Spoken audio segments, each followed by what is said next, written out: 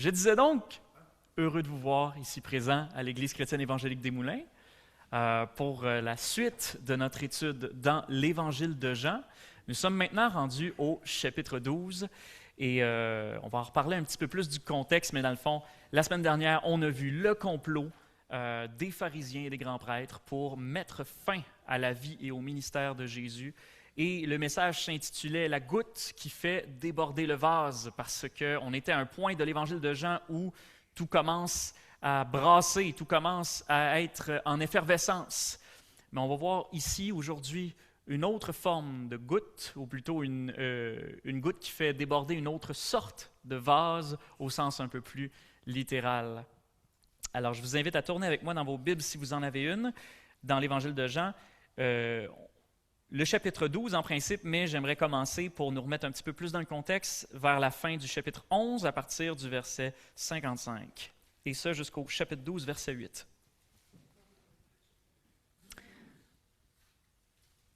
Merci.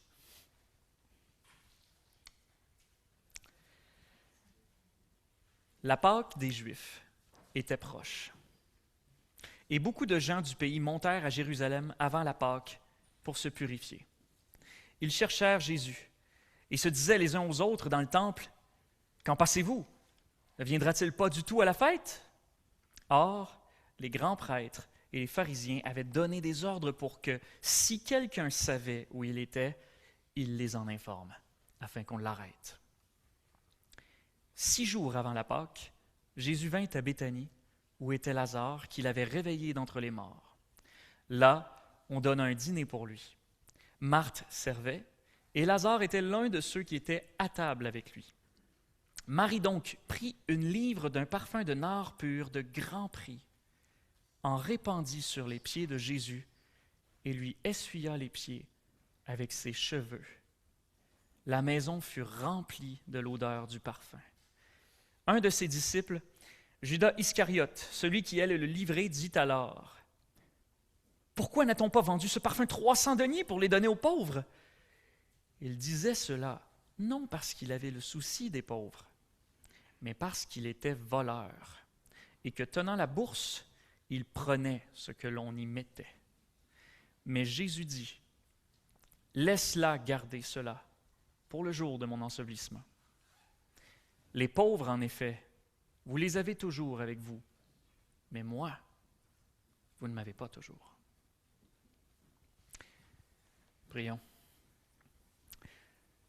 Seigneur notre Dieu, c'est ta parole que nous avons lue. Ta parole est parfaite. La mienne est bien imparfaite. Je te prie ce matin de sanctifier ta parole dans nos cœurs alors qu'on s'approche de toi pour en retirer les merveilles que tu as préparées pour nous dans nos vies. Encourage-nous à la façon dont tu as préparé pour nous. Au nom de Jésus. Amen. Cet épisode bien connu des Évangiles, je vais refaire ma phrase, cet épisode est bien connu des Évangiles et pourtant, il s'en dégage toujours un certain, je ne sais pas pour vous, mais pour moi, mystère. Il y a quelque chose de solennel, quelque chose qui semble dépasser le cadre de ce qu'on voit. Il y a une œuvre d'adoration ici faite par cette femme, Marie, qui semble quasiment inédit, semble quasiment en avance sur son temps. On dirait que cette femme-là a compris plus que quiconque ce que Jésus s'apprêtait à faire. Et ça peut être facile pour nous de mélanger un petit peu de quoi il est question ici pour une raison simple. Dans les 4 évangiles, combien d'évangiles nous parlent d'une onction de Jésus? Il y a Matthieu, il y a Marc, il y a Luc, il y a Jean, lesquels nous parlent d'une onction de Jésus faite par une femme. 3, on dit 3. Les 4 évangiles nous parlent d'une onction faite par une femme. Et les 4 évangiles ne racontent pas tous la même chose. Alors, avant de nous lancer dans notre texte d'aujourd'hui, on va faire un petit peu de débroussaillage pour essayer de nous démêler les pinceaux. Je saute d'une allégorie à une autre.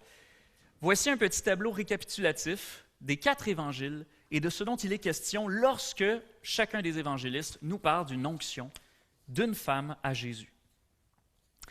Où ça se passe? En Matthieu, Marc et Jean, ça se passe à Béthanie. Mais en Luc, Si on se situe au niveau du contexte global, c'est quelque chose qui se passe en Galilée, là où Jésus a fait la majorité de son ministère. À quel moment?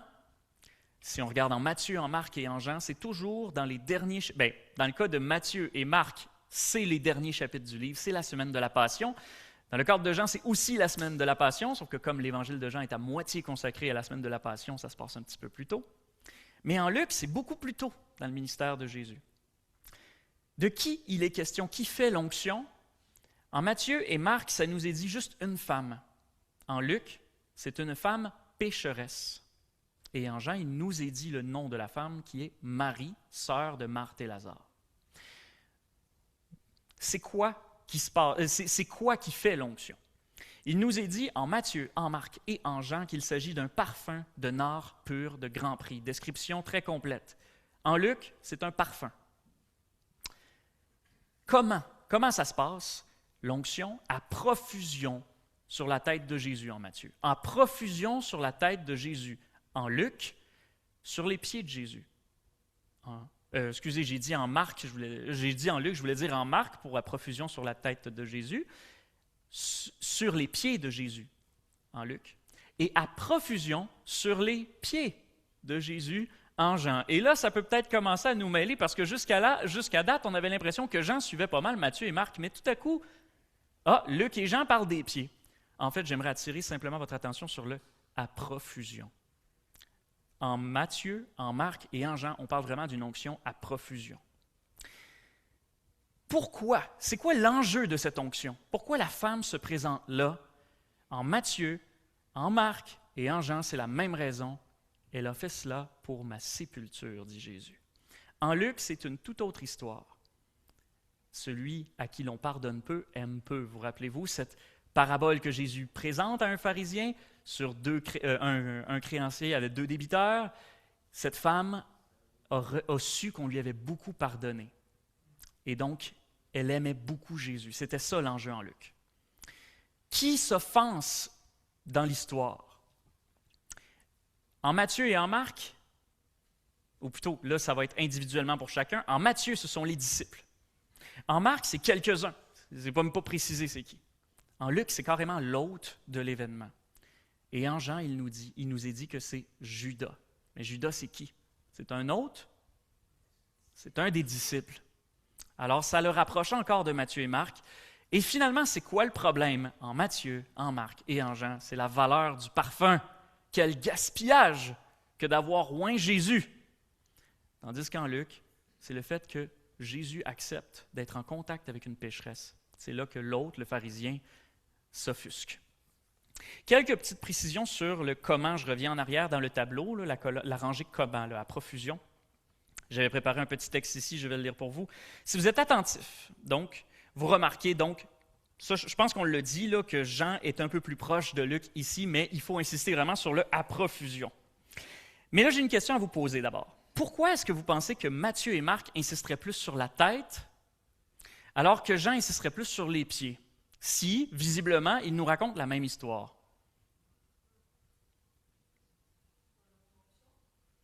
Le mot « onction », je pense que tu vas chercher dans la bonne direction.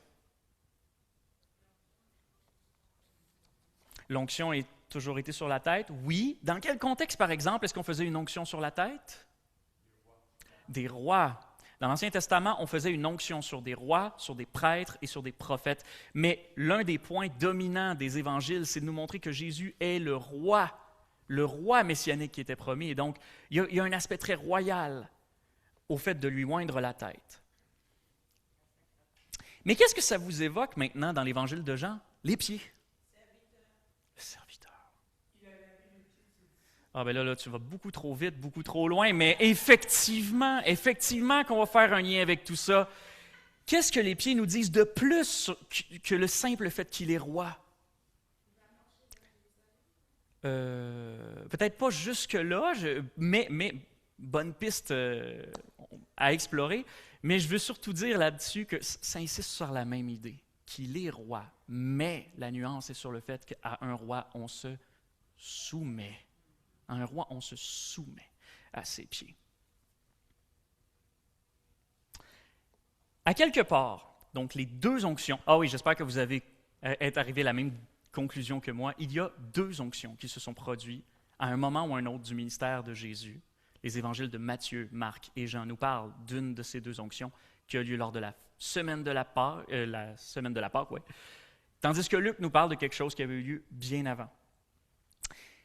Donc, à quelque part, ces deux onctions qu'on voit dans les évangiles sont toutes deux des démonstrations de la foi en Jésus mise en œuvre à travers un geste concret de reconnaissance, d'adoration et de soumission envers Jésus. Mais là où, en Luc, ce qui provoque l'adoration de la femme pécheresse, c'est avant tout le pardon de ses péchés, en Matthieu, Marc et Jean, ce qui provoque le geste de Marie, c'est avant tout l'imminence d'un événement historique majeur, le meurtre de son Sauveur.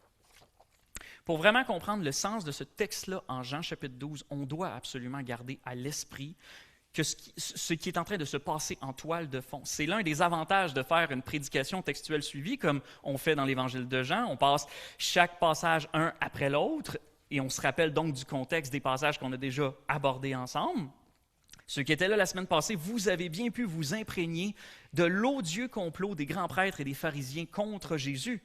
Et c'est pourquoi aussi ce dimanche, j'ai préféré même commencer à lire le texte biblique quelques versets plus tôt avant le chapitre 12 pour nous remettre un peu dans le contexte. Le contexte, c'est que les autorités de toute Jérusalem sont au branle-bas de combat. On cherche activement un moyen de faire mettre à mort Jésus, le Messie, mais aussitôt que le peuple aura le dos tourné, parce qu'on a peur du peuple quand même. Le pasteur et théologien John MacArthur décrit l'onction de Jésus à Béthanie comme suit. Il dit « C'est comme une fenêtre d'amour sur un mur de haine ». On est toujours à ce même point névralgique dans l'Évangile de Jean, au beau milieu, à la toute fin de la première partie du livre, donc les chapitres 1 à 12, et qui ouvre la porte sur la semaine de la Passion. Tout est à son comble. L'incrédulité des chefs religieux juifs est à son comble. L'enthousiasme des foules est à son comble. Le suspense est à son comble. Tout est à son comble et on sent que d'un moment à l'autre, tout va exploser.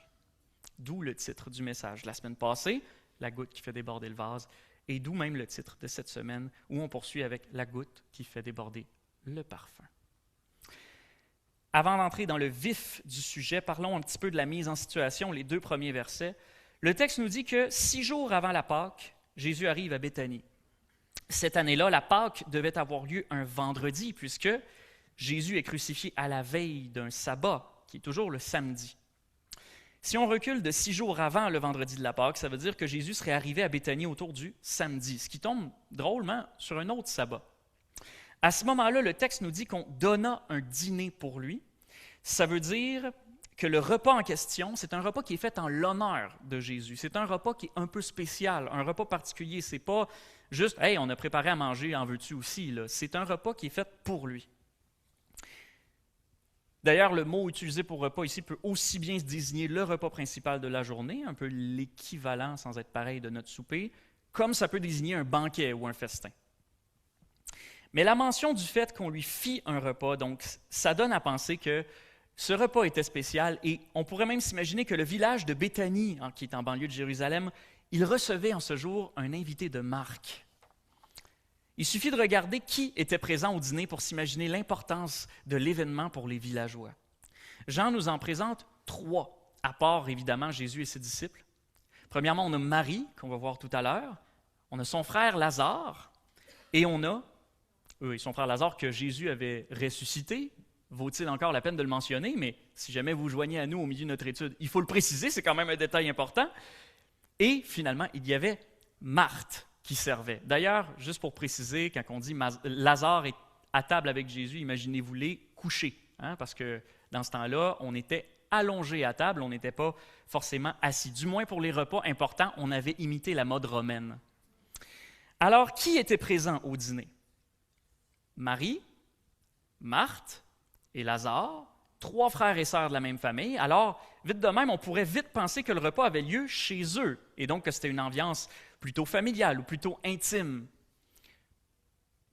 Enfin, aussi intime que ça peut être quand on voyage constamment avec au minimum 12 disciples.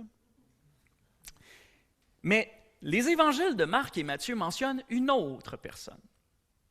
Une 4e, si on la rajoute à notre liste. l'hôte du repas, le propriétaire de la maison, un certain Simon le lépreux. Et les évangiles n'en parlent jamais de lui, à part ça. Certains ont avancé que ce Simon le lépreux, ça pourrait être le père de Marie, Marthe et Lazare, mais franchement, on n'en sait rien. Puis honnêtement, l'ambiance qui nous est décrite en Jean semble bien plus être l'ambiance d'un événement local organisé par plusieurs familles qu'une simple réunion familiale. Pourquoi vous pensez? Je vais vous le dire. Premièrement, parce que Jean mentionne la présence de Lazare à table avec Jésus. Okay?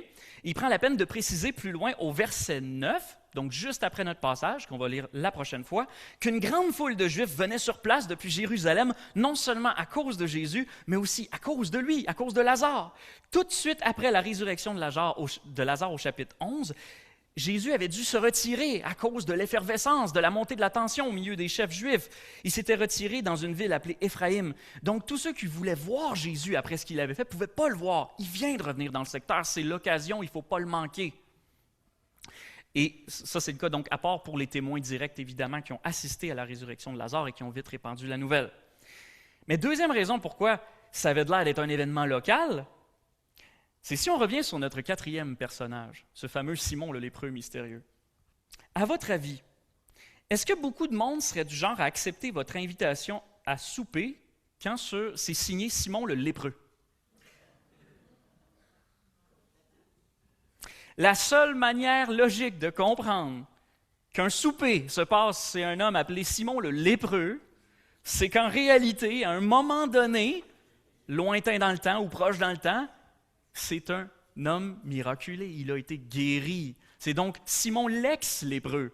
Mais ça ne ferait aucun sens de dire qu'un souper a lieu chez le lépreux. L'ambiance devait vraiment avoir quelque chose de spécial ce jour-là. Vous aviez autour de la même table Jésus le Messie, des disciples qui voyageaient constamment avec lui, qui l'entendaient enseigner. Vous aviez des disciples locaux, Marie, Marthe, Lazare. Vous aviez un ex-lépreux. Et vous aviez même un ex-mort.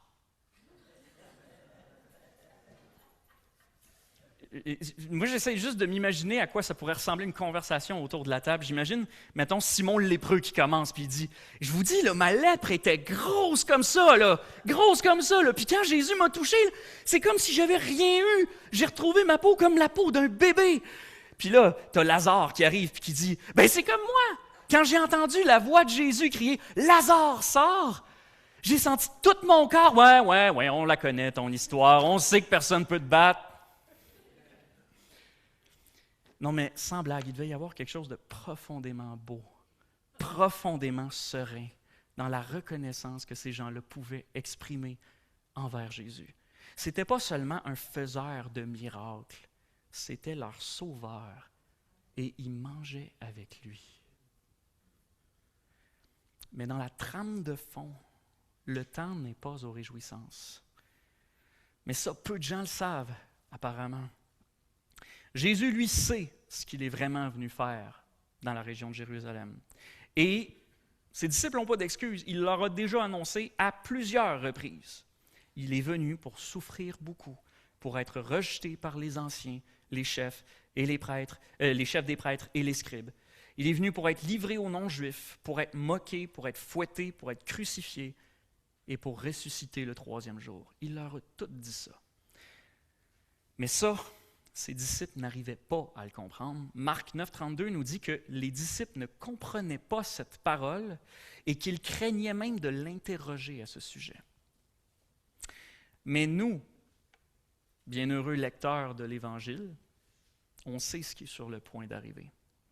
Et Jésus, évidemment, sait ce qui est sur le point d'arriver. Mais étrangement, on dirait qu'il y a une autre personne qui, contre toute attente, semble avoir une idée de ce qui est sur le point d'arriver. Marie arrive au beau milieu de tout ça et a oint le Seigneur de parfum. Un geste qui ne va laisser personne indifférent, tant sur le moment que pour des millénaires. Que signifie donc ce parfum qui attise tant les tensions dans notre texte? C'est ce qu'on va voir ensemble aujourd'hui en parcourant notre texte un petit bout à la fois. Premièrement, on va parler de ce fameux parfum que Marie a répandu, le verset 3. Deuxièmement, on va parler de ce que le parfum représentait aux yeux de Judas, donc le parfum que Judas aurait tant voulu avoir, verset jusqu'à 6. Et troisièmement, on va parler du parfum que Jésus veut recevoir. Donc le parfum que Marie a répandu. Je vous relis le texte, le verset 3. Marie donc prit une livre d'un parfum de nard pur de grand prix, en répandit sur les pieds de Jésus et lui essuya les pieds avec ses cheveux. La maison fut remplie de l'odeur du parfum. Qu'est-ce que c'est donc que ce parfum-là que Marie apporte? Qu'est-ce qu'il y a de si spécial? Le texte prend beaucoup de mots pour nous le décrire, alors on va prendre le temps de les parcourir un petit peu. Une livre. Jean est le seul évangéliste qui nous précise la quantité exacte du contenant du parfum. Ce n'était pas un tout petit flacon de rien. C'était quand même un bon flacon. Oui, c'est ça. C'était quand même un bon flacon d'une livre, c'est-à-dire non pas nos livres à nous forcément, mais la livre romaine de l'époque qui équivaut donc à environ 300 grammes ou un demi-litre. C'est-à-dire 11 onces, si vous préférez mesurer comme ça. Et ça, c'est pas rien pour un parfum autant. Ça, c'est pas rien pour un parfum et ça compte autant pour aujourd'hui qu'à l'époque, où la plupart des flacons de cette époque-là, qu'on a retrouvés en tout cas, c'était des flacons de pas plus d'une once. Ensuite, quand on lit parfum, il faut le prendre dans un sens plus large, parce qu'aujourd'hui, quand on parle de parfum au sens technique, je pense qu'on parle plutôt d'un produit chimique à base d'alcool. Hein. Mais le parfum de nard, c'était une huile extraite à partir des racines et des épines de la plante du nard. Et qu'est-ce que c'est ça, le nard? C'est une plante qui pousse au nord de l'Inde. C'est un très mauvais jeu de mots, je vous prie de m'excuser pour celle-là.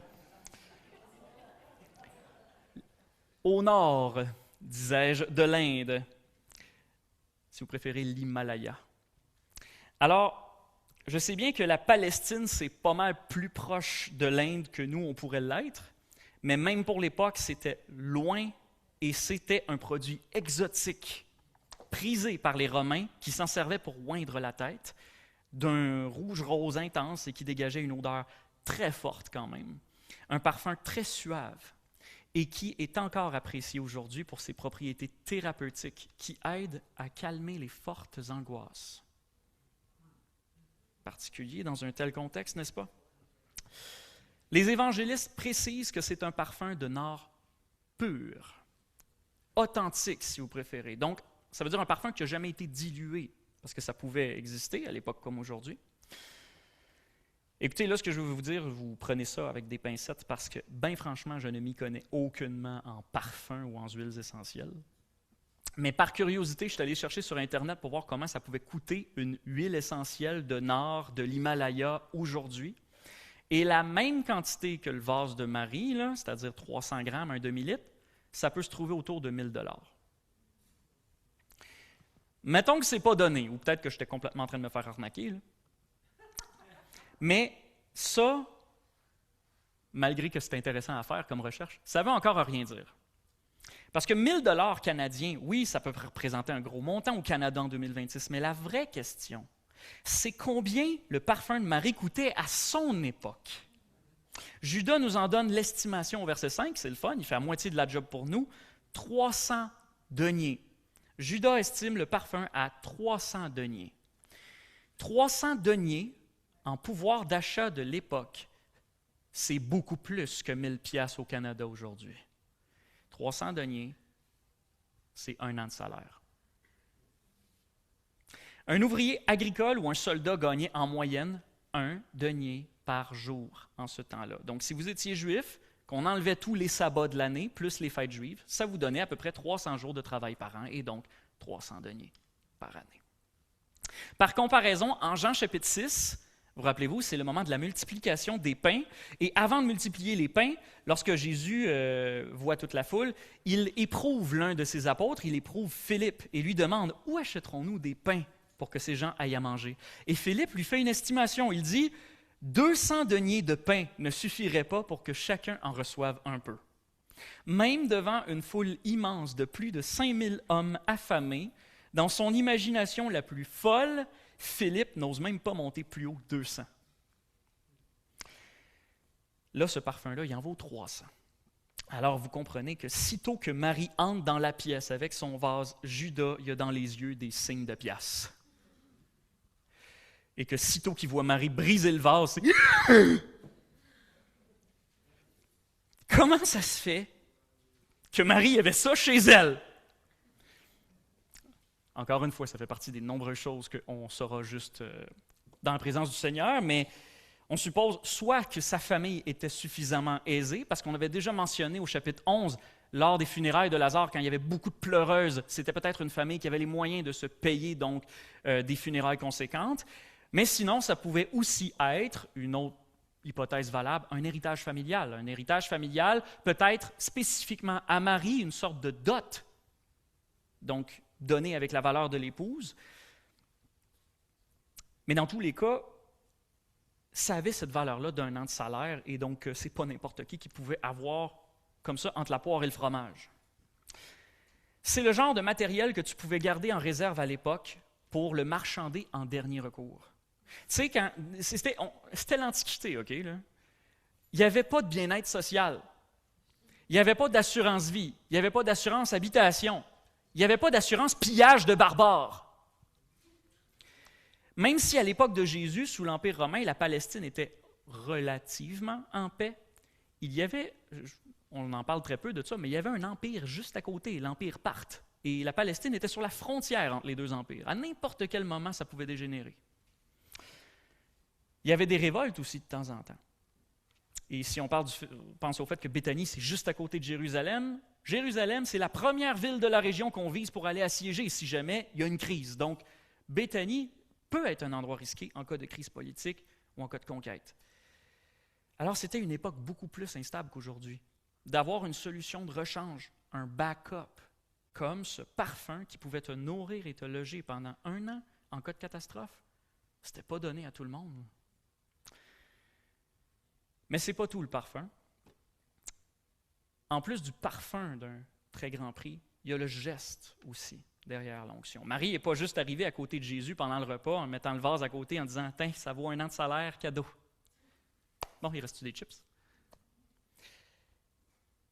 Non, elle a pris son parfum, elle a brisé le vase, ça c'est ce que Marc nous dit, elle l'a brisé, et elle a oint ses pieds de parfum, en telle quantité que la maison fut remplie de l'odeur du parfum. On lui a ensuite essuyé les pieds avec ses cheveux. Alors, comment décrire ce geste de Marie? J'irais de 4 façons, même si on pourrait passer la journée à méditer là-dessus. Un geste inhabituel, un geste royal, un geste de soumission et un geste d'amour. Premièrement, c'était un geste inhabituel pour l'époque. Vous vous dites peut-être que c'est évident, vu le scandale que Marie provoque, mais ce n'est pas aussi simple. C'est sûr que si moi, qui vis au Québec en 2026, pendant un de nos fameux dîners communautaires à l'église, je m'en vais voir Luc, mettons, là, puis je lui verse un baril d'huile sur la tête, c'est sûr que ça va mal paraître. Là. C'est sûr que ce ne sera pas compris comme geste. Mais il faut quand même se poser la question, à cette époque-là, est-ce que c'était plus normal de faire ça? La réponse est oui. Un peu, mais pas totalement, jusqu'à un certain point. Déjà, il faut se rappeler qu'à l'époque de Jésus, il n'y avait pas de savon. Ça peut être un détail, c'est extrêmement important. Ça veut dire que tout sent tout le temps. Comprenez l'importance du parfum dans un tel paysage? Alors, c'était beaucoup plus commun qu'aujourd'hui de penser à se parfumer ou à s'appliquer de l'eau sur la tête ou sur les pieds avant de manger, même pour nous, messieurs. C'est pour ça que Jésus peut dire en Luc 7, lorsqu'il répond à Simon le pharisien, vous savez, l'autre onction. Lorsque Simon le pharisien s'offusque de voir Jésus laisser une pécheresse s'approcher de lui, Jésus répond à Simon, il dit, « Tu vois cette femme? Je suis entré chez toi et tu ne m'as pas donné d'eau pour mes pieds. Mais elle a mouillé mes pieds de ses larmes et elle les a essuyés avec ses cheveux. » Et un peu plus loin, il dit, « Tu n'as pas répandu d'huile sur ma tête. » Mais elle a répandu du parfum sur mes pieds. C'était des pratiques communes avant les repas. Sauf que c'était rare qu'on mettait, par exemple, de l'huile parfumée sur les pieds. On a parlé d'huile sur la tête, on a parlé d'eau pour les pieds, mais de l'huile sur les pieds, c'était bizarre. Cependant, on a quelques textes de l'Antiquité qui nous mentionnent le fait de oindre, et je cite, ouvrez les guillemets, même les pieds avec des parfums. Dans le contexte, par exemple, de gens très, très aisés, ou encore dans la cour de l'empereur romain Néron. Les rois de l'Inde, apparemment, se baignaient les pieds dans des parfums. En même temps, ça poussait chez eux, l'huile de nard, fait qu'ils sont chanceux, là. Mais oindre un corps tout entier du vivant d'une personne, là, on pousse un peu, là. Ça, c'était quelque chose d'unique en son genre. Et c'est normal, parce que tout le principe de l'onction, ou plutôt de parfumer un mort, c'est que normalement, c'était réservé aux morts. Hein. Il y a quelque chose qui détonne dans le contexte. L'autre élément qui est particulièrement inhabituel dans le contexte, là, on a parlé des onctions, l'autre élément qu'il ne faut pas perdre de vue non plus dans tout ça, c'est le fait que Marie essuie les pieds de Jésus avec ses cheveux. Premièrement, pourquoi ça c'est inhabituel? Premièrement, parce que, pourquoi qu'on essuie avec des cheveux alors qu'on pourrait le faire avec une serviette? La question est valable. Deuxièmement, pourquoi c'est inhabituel? Parce que, deuxièmement, on n'essuyait normalement pas les onctions. On pouvait essuyer de l'eau, mais normalement, quand tu mettais une onction, c'était pour que ça reste.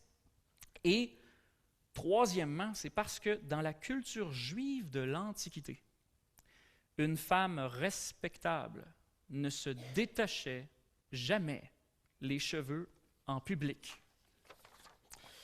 Les cheveux détachés en public pour les femmes juives, c'était un signe de faible moralité, d'ouverture, comprenez-vous? Et c'était surtout le cas pour les femmes mariées. Ça pouvait même constituer un motif de divorce. Mais bonne nouvelle, mesdames. Lorsque Jésus a été interrogé sur les motifs acceptables de divorce, il ne cite pas le fait d'avoir les cheveux lousses. Fait que vous êtes corrects. Ceci dit, pour ce qui est des femmes non mariées, ça c'est un peu plus flou, et surtout dans le cadre d'un repas entre amis ou dans un petit village, c'est un peu plus difficile de savoir jusqu'à quel point ça pouvait être mal vu, mais le principe reste là quand même. Il n'en demeure pas moins que ça devait être vu très bizarrement.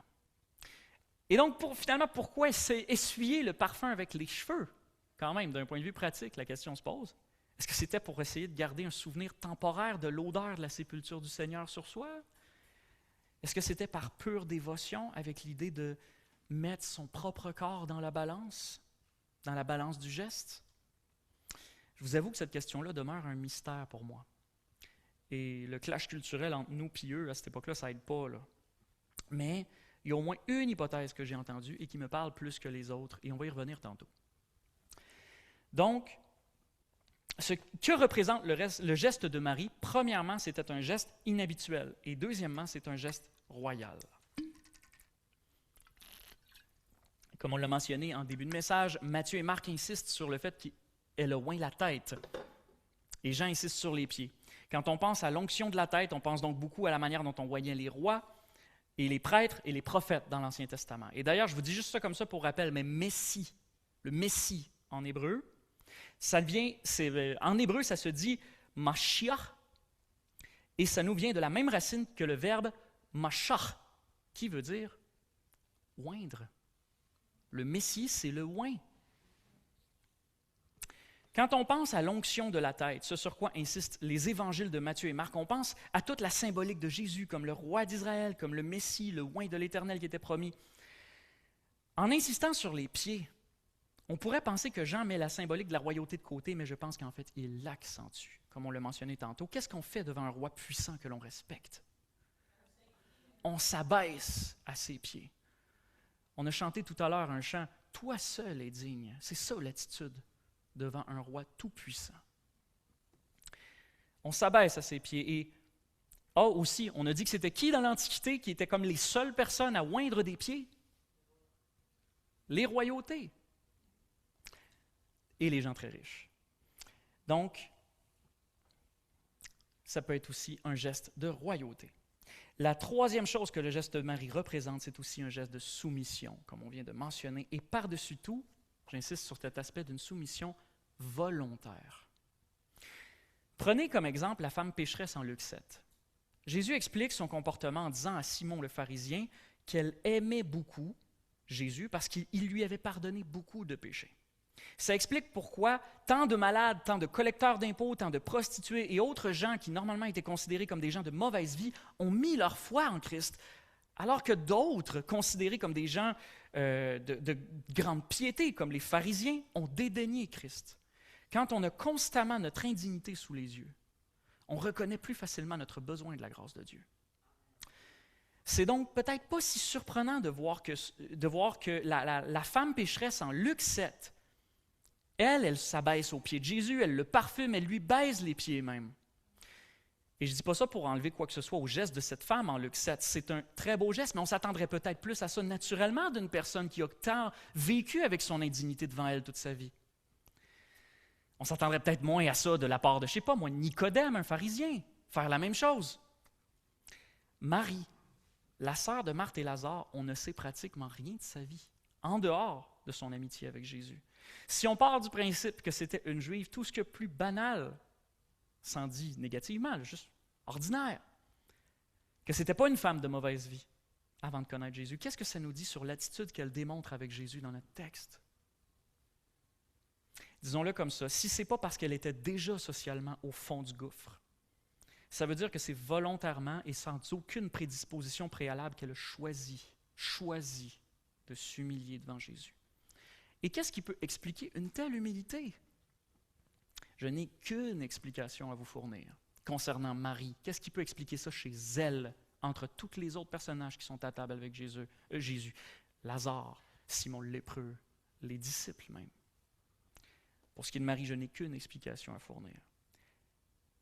Quels sont les 3 passages de l'Évangile, des Évangiles, qui nous parlent de Marie?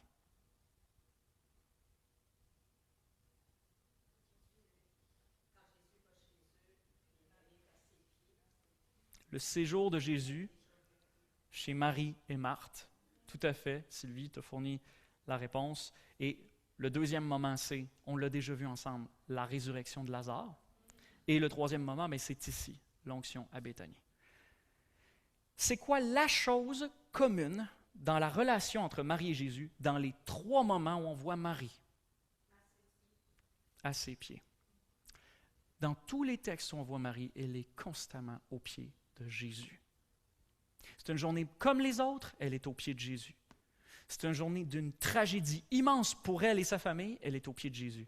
Et c'est une journée d'une tragédie immense pour Jésus, elle est aux pieds de Jésus.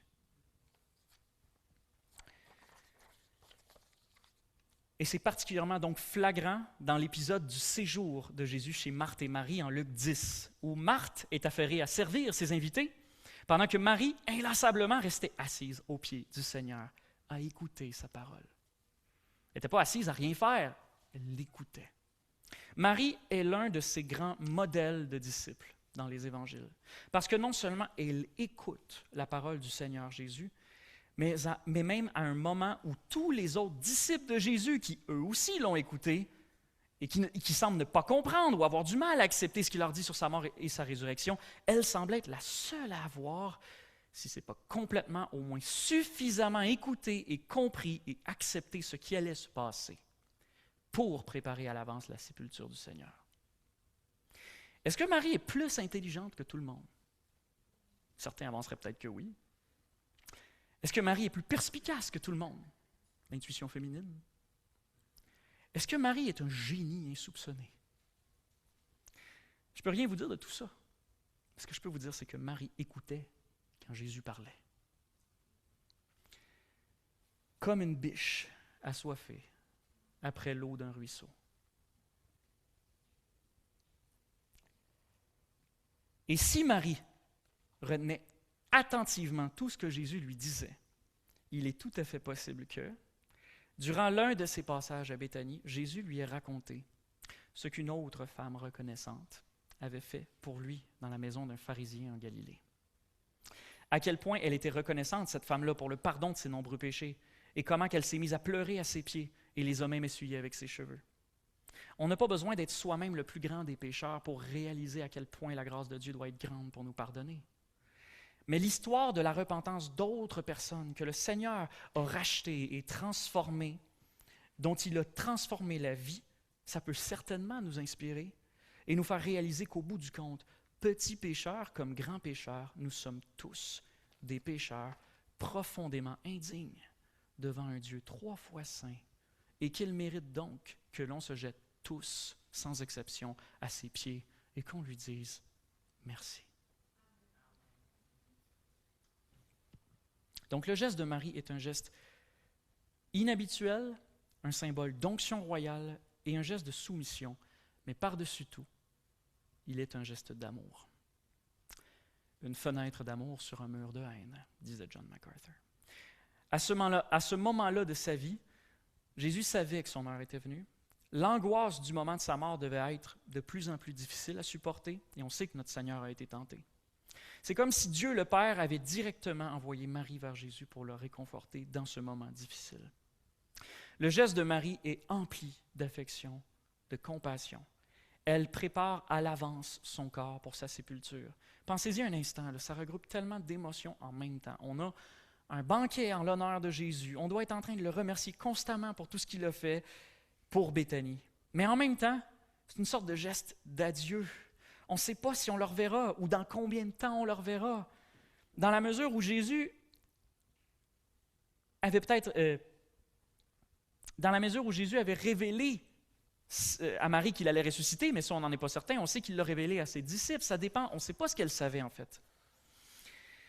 Mais aussi le fait de parfumer le corps de quelqu'un pour son enterrement de son vivant. Ça présuppose qu'on ne s'attend pas à avoir accès à son corps après sa mort. À situation désespérée, mesure désespérée. Il doit y avoir une émotion de désespoir aussi associée à ça.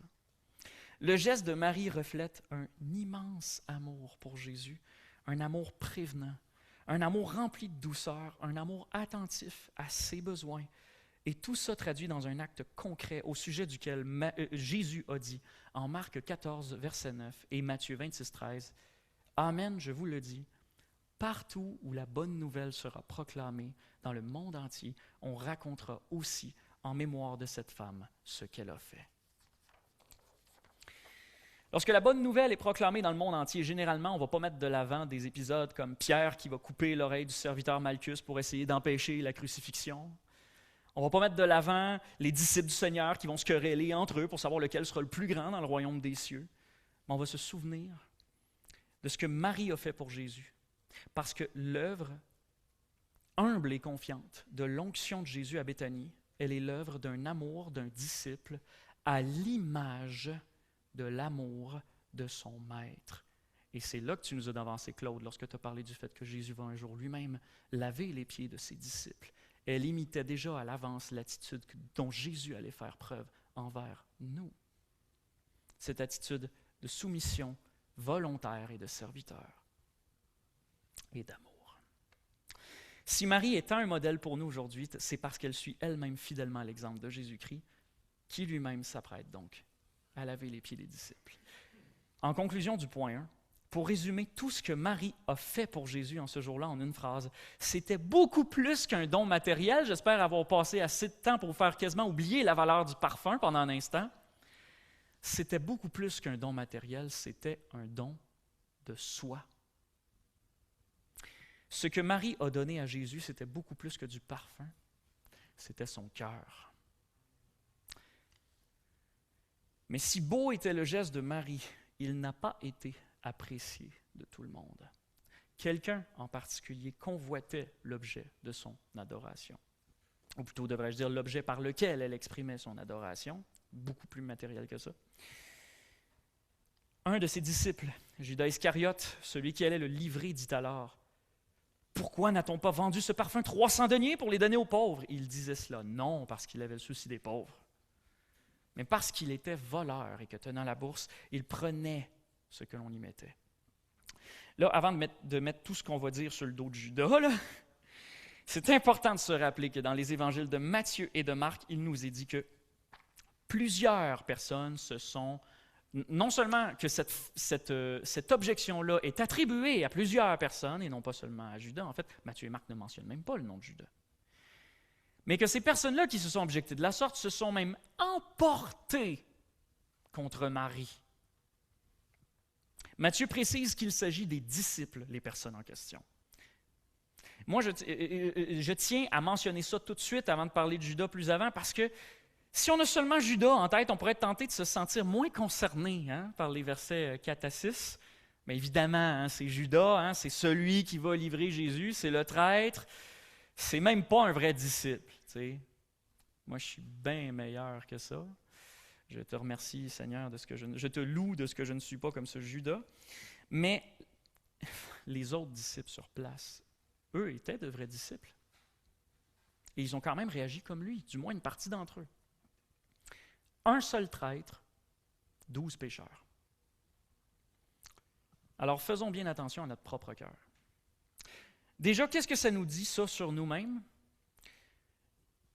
J'ai pris beaucoup de temps sur le premier point ce matin, rien que pour vous décrire la valeur et la beauté du geste d'amour sacrificiel de Marie envers Jésus. Okay? Les disciples ont vu tout ça, puis ils ont fait « Wesh! » C'est quoi son problème? Et Marc nous précise donc en Marc 14,4, et il s'emportait contre elle. Le verbe pour s'emporter, c'est un verbe très fort, on en a déjà parlé, c'est le même verbe que celui lors de l'épisode de la résurrection de Lazare, où Jésus frémit dans son esprit et se troubla. Puis je vous avais expliqué que c'était très compliqué de trouver le sens exact de ce mot-là, frémir dans son esprit, parce que le sens qu'on retrouvait dans les textes antiques, il nous parlait de ce verbe-là. C'était le même sens qu'un cheval qui souffle dans ses narines avant de charger sur le champ de bataille. On avait expliqué dans le contexte qu'en fait, Jésus s'apprête à affronter la mort. Mais là, ici, les disciples s'apprêtent à affronter cette femme. Ils frémissaient contre elle, ils se hérissaient contre elle. Ils ne l'ont pas juste réprimandée. Ils étaient vraiment mauvais, là. Peut-être même dangereux. Tout ça pour un parfum. Tout ça pour un parfum qui leur appartenait même pas. Tout ça pour un parfum qui avait été librement donné au Seigneur Jésus, à leur Seigneur. Leur manière d'évaluer la situation semble avoir complètement éclipsé Jésus.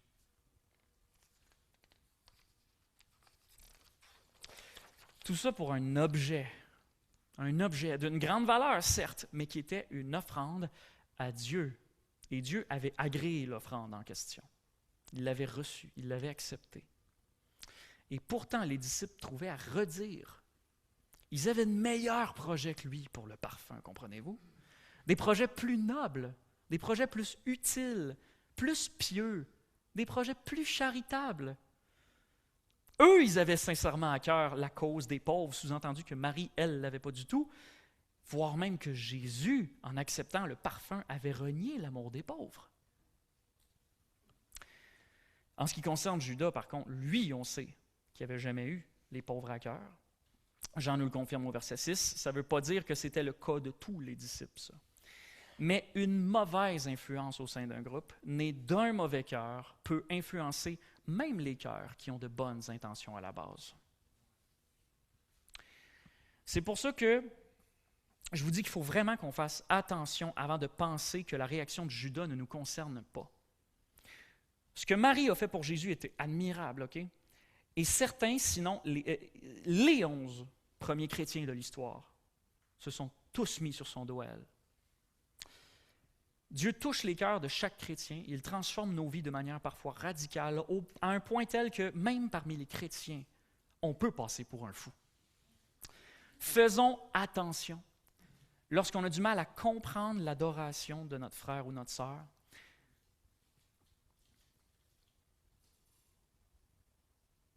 ici ma phrase n'a juste aucun sens sur le papier, j'essaie de la reconstituer dans ma tête. Jusqu'ici c'était bon, là j'essaie de trouver la suite. Faisons attention, donc, disais-je, lorsqu'on a du mal à comprendre l'adoration de notre frère ou notre sœur, point. Et ensuite, faisons attention de ne pas la décourager, cette sœur, ou le décourager, ce frère, de répondre à l'appel de Dieu pour sa vie. Un exemple qui me vient en tête, en fait, avec rétrospective, pendant que j'écrivais ça, un exemple qui m'est venu en tête, c'était une anecdote qui me vient du pasteur Tim Keller, mais en fait, ce n'est pas dans sa vie à lui, c'est une anecdote que lui ramasse d'un de ses professeurs de séminaire. Dans le passé, cet homme-là avait été pasteur. Donc, bref, c'est l'histoire d'un pasteur.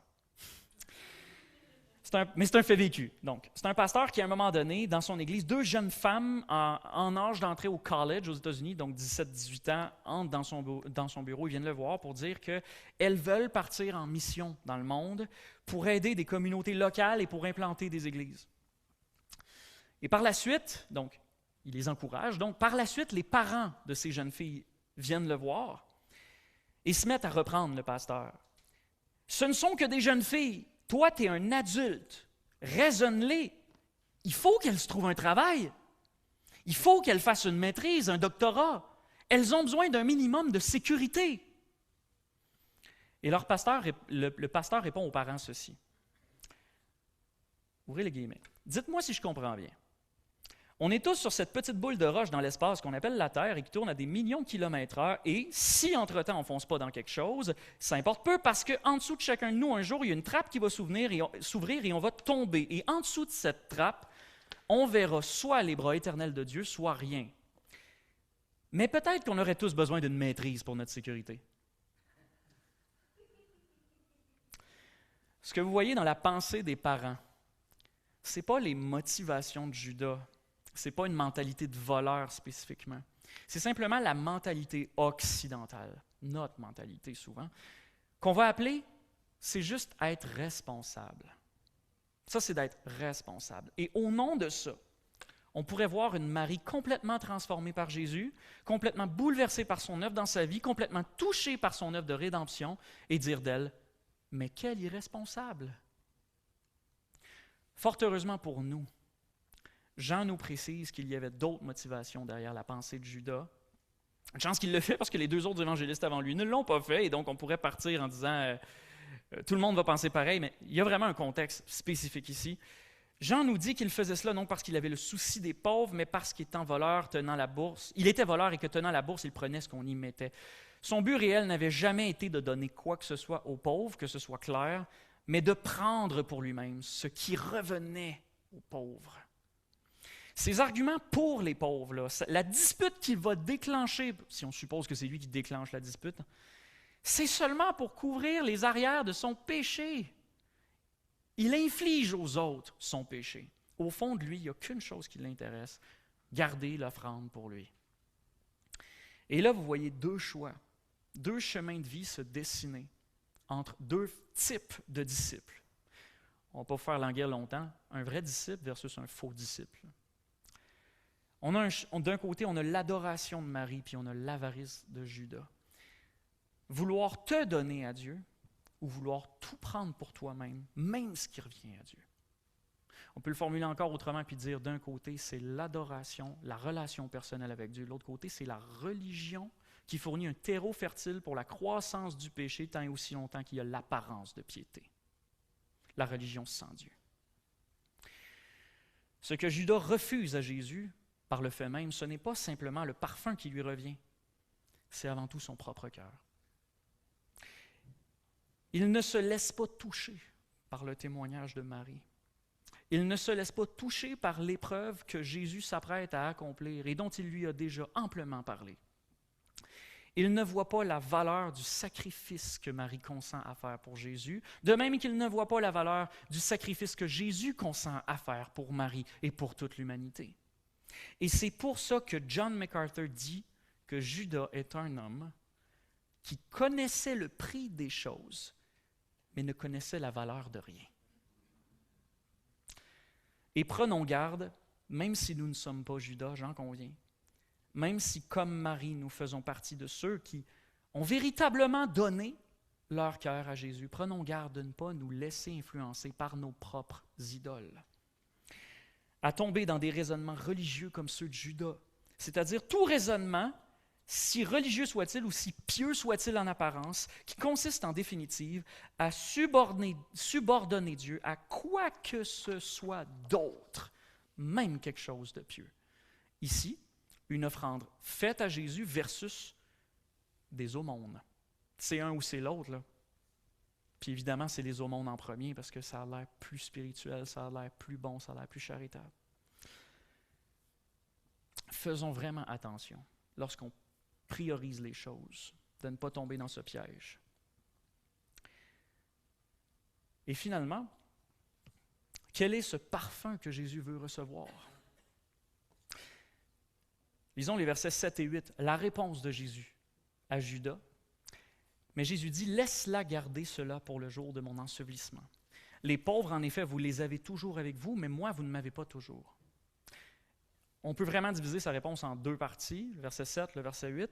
On va commencer par par expliquer le verset 8. On va aller dans l'ordre inverse. Ça va vous garder réveillé. Jésus, premièrement, donc, il n'a pas invalidé l'importance de la charité aux pauvres. Je m'explique. Les pauvres, en effet, vous les avez toujours avec vous. Ça sonne un genre de raisonnement, prenez ça hors contexte, soyons honnêtes, ça sonne comme un argument défaitiste. Ça sert à quoi? Anyway, il y aura toujours des pauvres. Moi, quand j'étais dans le métro de Montréal, je vous l'avoue, en toute franchise, comme quand j'étais étudiant et que je passais régulièrement par là, moi, ça me déprimait. J'essayais de donner de temps en temps, mais on dirait qu'à l'usure, on donne moins, parce que c'est tellement déprimant. Il y en a toujours plus qui ont des besoins, puis je ne me présente pas comme un modèle ici. C'était difficile. Je vous encourage, si vous passez occasionnellement dans le métro de Montréal, de toujours prévoir quelque chose à donner à ceux qui en ont besoin, parce que comptez pas sur ceux qui sont là régulièrement et qui sont désensibilisés à leur situation pour prendre soin d'eux. C'était la petite parenthèse de mon expérience. La réponse, donc, de Jésus à Judas ici semble être défaitiste du genre « Anyway, il y en aura toujours, ça change quoi pour une fois de ne pas aider les pauvres? » Rien à voir. Rien à voir. En fait, Jésus fait, et pour moi c'est flagrant, une référence à l'Ancien Testament. N'oubliez pas, Jésus est Dieu. Ce que Jésus est en train de dire de sa bouche dans son corps humain ici, c'est une chose qui sort directement de la bouche de Dieu dans la loi en Deutéronome 15, 11. Il y aura toujours des pauvres dans le pays. C'est pourquoi je te donne cet ordre. Tu devras ouvrir ta main à ton frère, le pauvre ou le déshérité qui est dans ton pays. Il y aura toujours des pauvres, donc prends-en soin. Pas il y aura toujours des pauvres, donc fais une exception. Il y aura toujours des pauvres, donc prends-en soin. La logique de Jésus n'est pas de négliger des pauvres de quelque façon que ce soit ici. La logique de Jésus, elle est une logique qui surpasse cette vérité qu'il y aura toujours des pauvres. Mais moi, vous ne m'aurez pas toujours. Et c'est ça qui fait toute la différence. D'ailleurs, juste pour parler de l'amour aux pauvres dans le contexte, y a-t-il eu, je vous lance la question, dans toute l'histoire de l'humanité, un plus grand cadeau fait aux pauvres que le sacrifice du Fils de Dieu pour leur rédemption, pour les racheter de leurs dettes irremboursables face au péché? Je dis juste ça comme ça. Il y a autre chose aussi que je veux souligner dans la réponse de Jésus à Judas qui, moi, me saisit beaucoup. On sait de façon extrêmement claire dans l'Évangile de Jean, dans tous les évangiles, mais en particulier dans l'Évangile de Jean, parce que ça a été dit au chapitre 6, que Jésus connaît le cœur de chacun et même de Judas. Il avait dit « L'un de vous est un diable ». Il sait très bien la motivation réelle de Judas derrière son argument lorsqu'il met tous les disciples sur le dos de Marie. Jésus aurait pu en un instant dire « Hey, de toute façon, toi, je le sais que tu es un diable, sors de la maison, va dans ta chambre ». Mais il ne le fait pas, puis il prend la peine de lui expliquer une vérité comme un maître patient explique envers tout élève en sachant bien que dans son cas, ça ne donnera rien. Il enseigne les autres par le fait même et il nous enseigne par le fait même aussi. Mais dans sa réponse à Judas, vous savez, c'est facile dans les évangiles, plus on remarque le personnage de Judas aller, de faire un parallèle entre lui et d'autres personnes. Ici, on a clairement un parallèle entre lui et Marie. Et à d'autres égards, on voit beaucoup de parallèles entre Judas et Pierre. Je vais y revenir. La phrase que que Jean nous dit de Judas, il ne se mettait pas en peine des pauvres, ou il ne se souciait pas vraiment des pauvres. Est-ce que ça vous rappelle une autre phrase dans l'Évangile de Jean qu'on a déjà vue? Qui ne se met pas en peine de quelque chose ou de quelqu'un? J'aurais vraiment dû amener des chocolats. Non. Jean chapitre 10. Qui ne se met pas en peine de quelqu'un ou de quelque chose? Pardon? Non. Merci Françoise.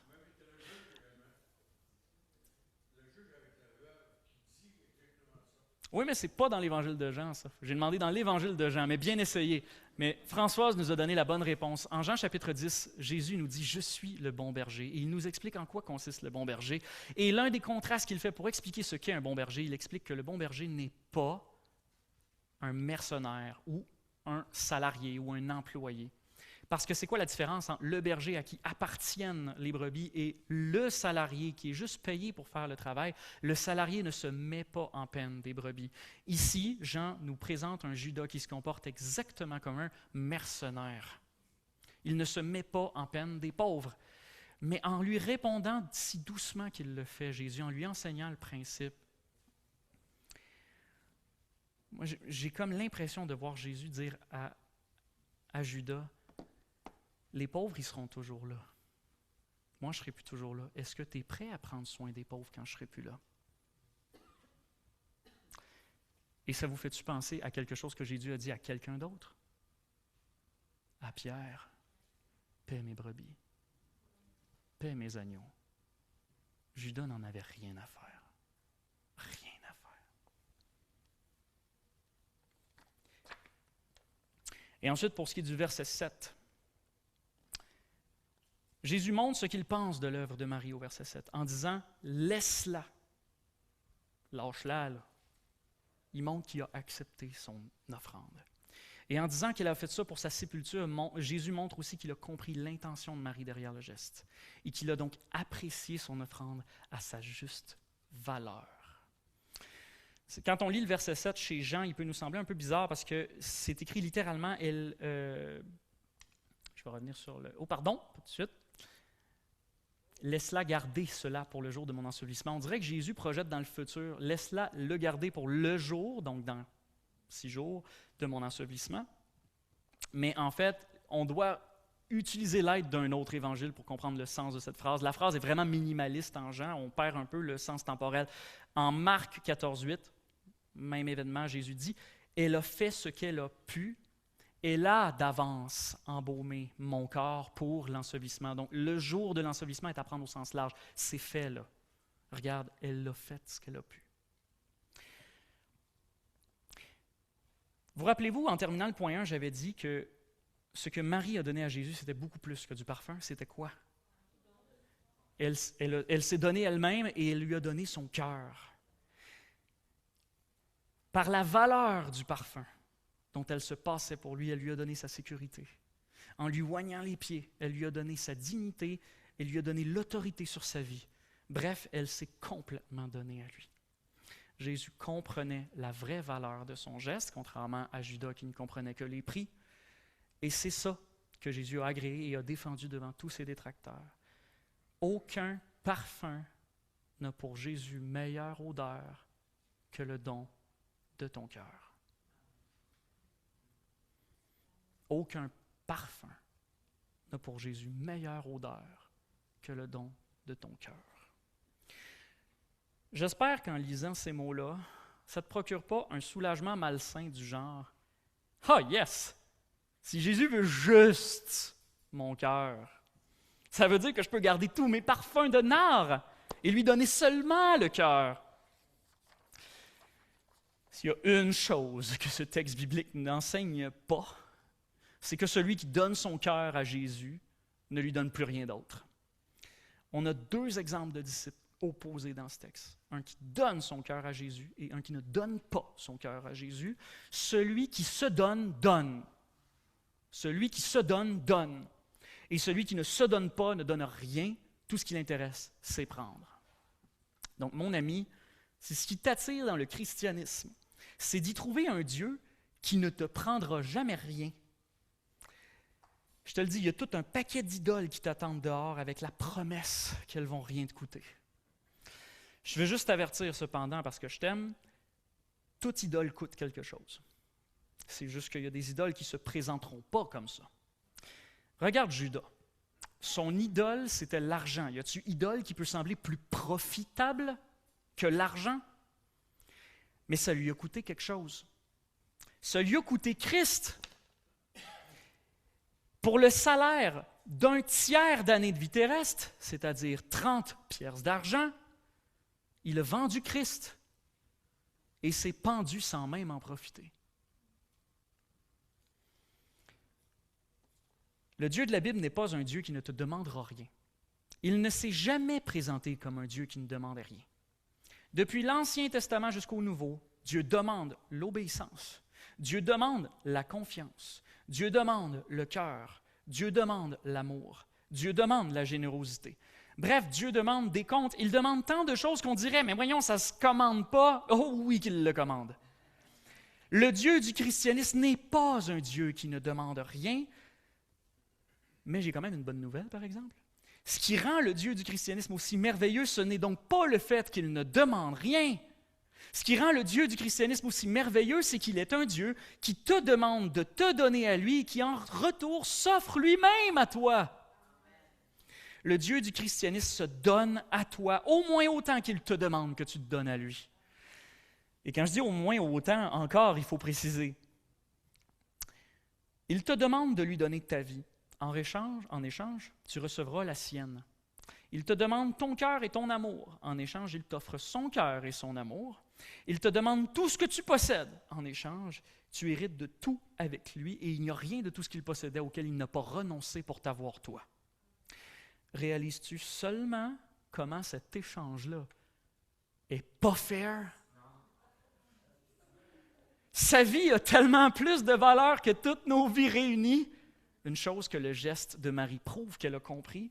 Son cœur vaut tellement plus que tous nos cœurs réunis. Son amour est tellement plus puissant que tout notre amour réuni. Sa grâce est tellement plus profonde, tellement plus merveilleuse que toutes nos grâces réunies. D'un point de vue purement mathématique, Dieu est volontairement perdant dans son deal.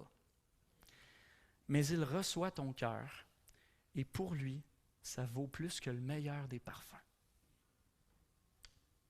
À toi de prêcher, à moi pour m'expliquer ça maintenant. Mon but, ce ne sera jamais d'arriver dans ta vie, de jouer les inspecteurs puis de te dire de lâcher tel vase de parfum de Grand Prix. Tes vases, ils sont à toi.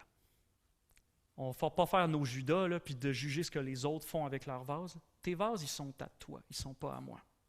Tu n'as aucun compte à me rendre sur ta manière de gérer ta vie, tes biens matériels. Mais mon but pastoral, ce matin, pour nous tous, pas juste pour vous, pour moi aussi, c'est de nous rappeler, de nous rediriger tous ensemble vers le Dieu qui ne nous a rien refusé, pour qu'ensemble, en communauté, nous apprenions ensuite à ne rien lui refuser en retour. C'est vraiment dans cette mentalité-là que l'apôtre Paul encourage l'Église de Corinthe à être généreuse. Lorsqu'il fait une collecte pour les pauvres de Jérusalem, il braque les projecteurs sur Christ. Lui qui était riche, il s'est fait pauvre à cause de vous pour que, par sa pauvreté, vous deveniez riches. 2 Corinthiens 2,9. Pas qu'on devienne riche en biens matériels de toutes sortes, ici sur terre, comme Judas l'aurait bien voulu, mais riche pour la vie éternelle. Jésus n'est pas seulement digne de tout ce qu'on possède matériellement, il est digne de tout notre être. Parce qu'il ne nous a pas seulement donner tout ce que lui possédait, il s'est donné lui-même pour nous en sacrifice, en rançon pour nos péchés. Le geste de Marie envers Jésus à Béthanie est une merveilleuse réponse de disciple qui a compris cette réalité-là de l'amour de Jésus. En loignant de son parfum de grand prix, ce n'est pas seulement ses biens qu'elle lui léguait, elle lui montrait qu'elle se donnait tout entière à lui, alors que lui était déjà en train de se donner tout entier à elle, tandis qu'il faisait halte à Béthanie pour ensuite poursuivre sa route résolument jusqu'à la croix. Prions. Seigneur notre Dieu, merci pour ta parole. Merci pour tous les évangélistes qui ont combiné leurs efforts afin de nous faire vraiment saisir, vraiment comprendre quelle est l'œuvre que tu as accomplie pour nous, sur terre, à la croix et même dans les cieux. Seigneur, continuellement, on doit se retourner vers toi, revenir à toi constamment. On te prie, Seigneur, de nous donner cette foi authentique qu'avait Marie, tout en étant conscient du fait que c'est une foi qui s'exprime dans l'action personnelle, une foi qui demande, une foi qui exige de nous quelque chose. On te demande de nous faire grandir dans notre foi pour pouvoir t'honorer comme elle t'a honoré. On te prie de nous aider aussi à être vigilants par rapport à nos cœurs, à éviter le témoignage de Judas, à éviter à lui ressembler ou à éviter de ressembler aux disciples qui se sont fait manipuler par son mauvais conseil. Seigneur, tu es tellement plus précieux que tous les parfums du monde, tellement plus précieux que toutes les années de salaire. C'est quelque chose qui ressort de notre texte, ça transpire, c'est évident.